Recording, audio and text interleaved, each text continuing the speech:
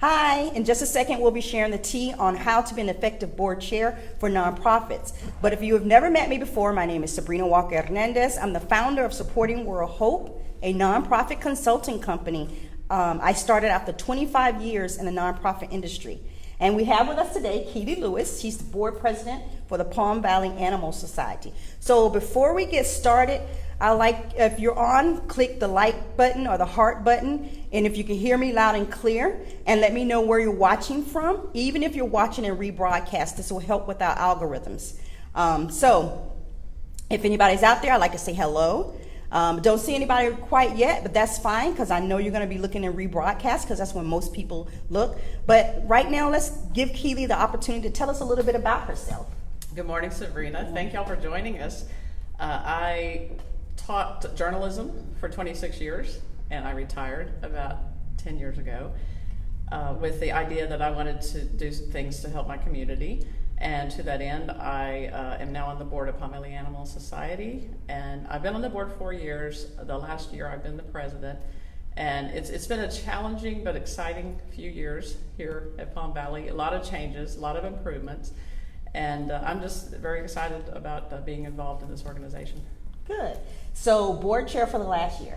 Right. I'm sure you've learned a lot. Right. So my first question to you is going to be, in your opinion, because what characteristics should one bring to the role of a board chair?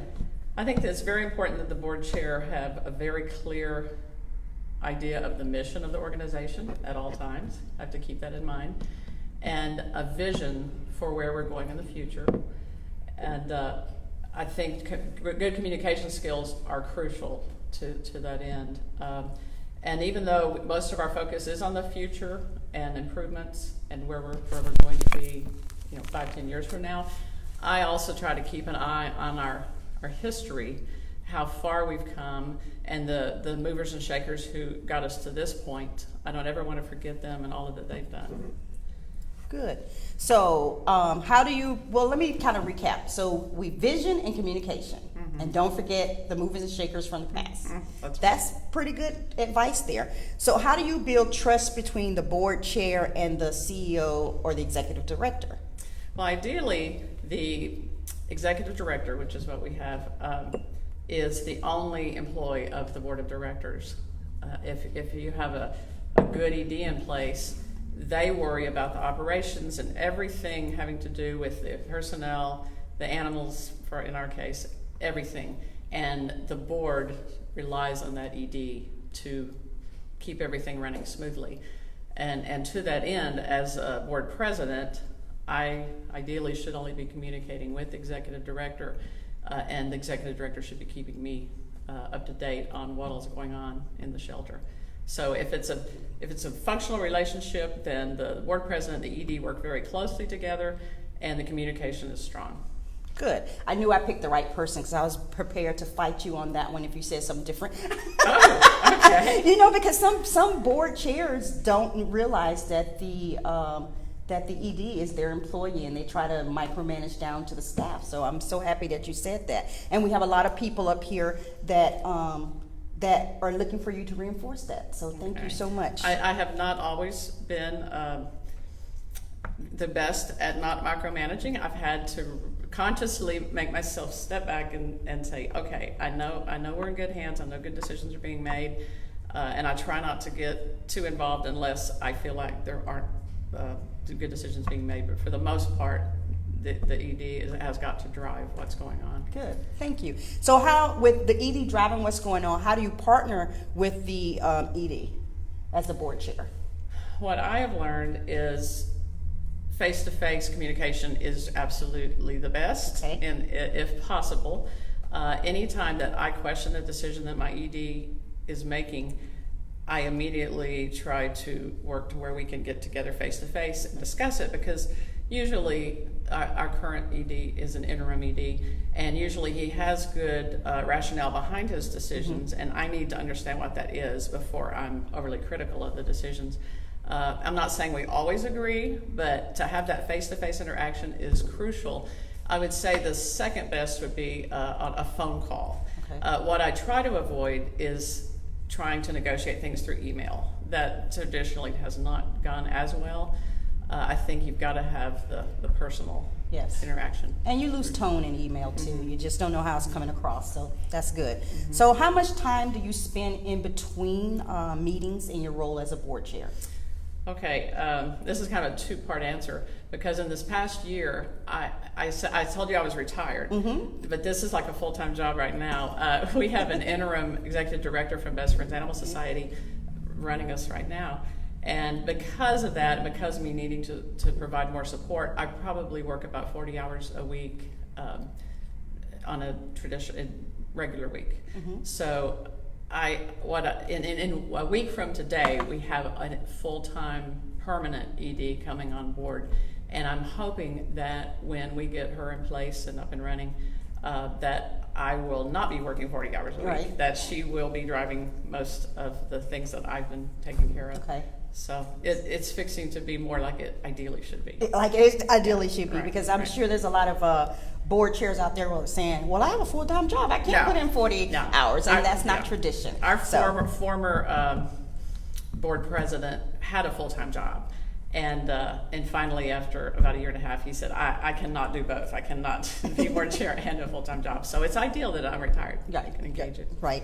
So if you're just joining us, make sure you hit the like button, or you do a little heart or something like that, because we're currently talking about how to be an effective nonprofit board chair, and it's going to help us with our algorithms. If you can hear me loud and clear, make sure you give me a thumbs up.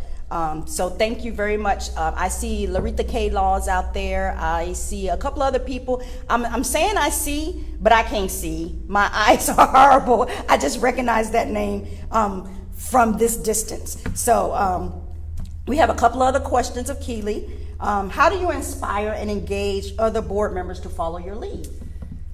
I have a great board right now, and they know that I'm on site at both of our shelters on a regular basis, and have my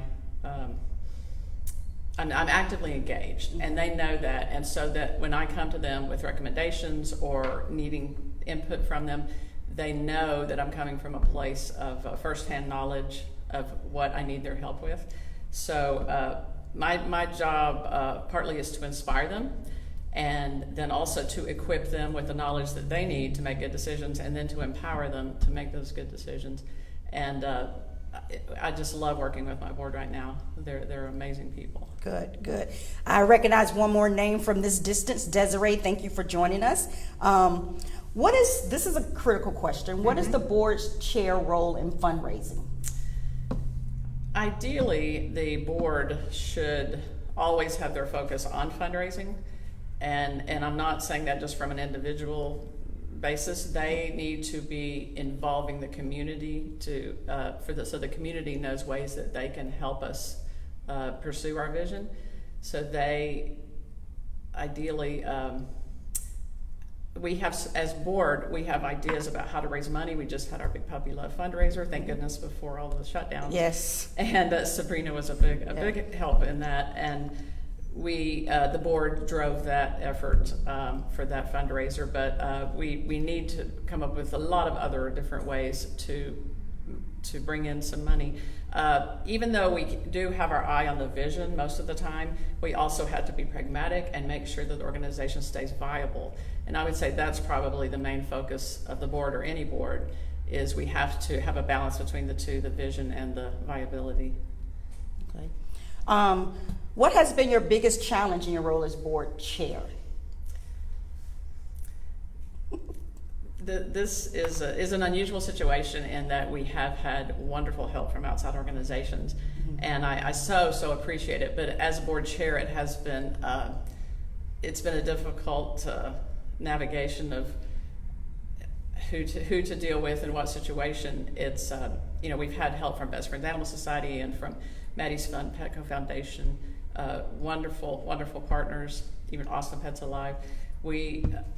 It's been tricky keeping my focus on our organization with all these other organizations involved, because we all have a seat at the table in taking Palm Valley Animal Society to save more animals. And I mean, we've saved like 20,000 more animals in the past 2 years. So that balancing has been a challenge for me, but one that I've been willing to engage, and I'm grateful for all of their support. I am looking forward to the day when Palm Valley Animal Society can be on its own, and we can be driving ourselves, and that's what all those organizations are working towards, is us being individually viable. So with that challenge, how did you navigate all those partners? Well, I have good working relationships with people at all those partnerships, and again, it comes down to communication. It's so important in every aspect of being a board chair. Being able to call key people. We have dinners together so we can discuss our way forward. And I feel like the best friends people, the leadership, they have wonderful communication skills. That's been very helpful to me. And I've even though I'm a journalism major and writing is more my thing, I have learned to communicate better verbally with everyone. And it's just, it all comes back to communication, because especially if you have an ED and a board chair that communicate well, then everything's going to work so much better. That's good. So we have a few minutes here, Okay. and I'm out of my questions. But the reason why I invited Keely to here to do this is because I got a chance to work with her, and I got to see her in action, and I thought, oh my God, she is awesome, because she deals with a lot of different partners, a lot of different personalities. And in my experience with working with boards, if you have the right board chair, you can move your organization forward. So let's say you got a new board chair out there right now that's just getting into this role. What would be the best advice that you would give them? We need to be able to trust each other. I need to be able to not worry or second guess about their decisions, and vice versa. If the ED needs board support on something, I need to be ready to drive that conversation, and they'll let me know what they need. I let the executive committee know about it, discuss it, see if they recommend it to the full board. One thing I've tried to really keep in mind this past year is that all of my board members have very busy lives. They have families, they have jobs, and their time is precious. And so what I try to do is not bother them more than I have to about decisions about the shelter. So if the ED lets me know there's something that she really needs the board's, something or he or she needs the board's support on, then I'm always having to evaluate, is that worth the board's time? And then how can we engage it quickly so that I'm not infringing on their time? And I think I've learned to strike a pretty good balance of bothering the fewest number of people to get the greatest result. And I have a very responsive board. If there's something we need to vote on, I get it through committee and to the board very quickly and get a vote on it and get back to the ED. And I think that helps. That way the ED can move forward and not be waiting on board decisions. Right. Good. So thank you for that. Are there any questions out there? And if there's not, that is okay. I don't see any with my vision. I will say this, Keely is available for questions and rebroadcasts. We like she said, communication is her strong skill point. So if you have a question and you're looking at this in rebroadcast, we will be more than happy to answer that question. And when you are doing rebroadcast, please don't forget to tell me where you're from and give us a heart or a like. And also, I like to say this: I'm currently looking for topics that you want to hear about as a nonprofit. So hit me up on Facebook at Supporting World Hope to let me know what those topics would be. Tap the live button so the next time I go live, you can also see the broadcast, and you can also get a notification. You can also see the live videos I have done on YouTube. I have a YouTube account at Supporting World Hope, or you can visit my website. I also put them up on my website, and the website is www.supportingworldhope.com. There's a theme, Supporting World Hope. So you can also look for me on Instagram at _nonprofit expert and at Supporting World Hope on LinkedIn. So if I could do a quick yes. shout out. I know these are uncertain times, and I our mission at Palm Valley Animal Society is to provide care, comfort, and compassion to homeless animals by engaging the hearts, hands, and minds of our community. And community is so crucial to our mission and our vision of saving more animals and sustaining our no-kill status that we reached in January. It doesn't mean we're going to stay there. We need the community's help. And to that end, we are having drive-by adoptions. You can go on pvactex.org/adopt and see the hundreds of animals we have available here. If there are any feral cats out in the community, you can give us a call. We can help you engage those and try to have fewer kittens this spring. But it's going to take the whole community, and I so appreciate people like Sabrina who have the community in mind at all times and know how to bring more people to the table, because we're all in this together, and I know people, of course, right now are very important, the focus of a lot of what we're doing, but the animals they need our help too. Yes. So please keep us in mind. And you see why I love her. She brings it always back to the mission. And that is what a great board chair does. And let me just say, that is Sipping Tea with Sabrina, and we'll see you the next time. Thank you so very much. Thank you.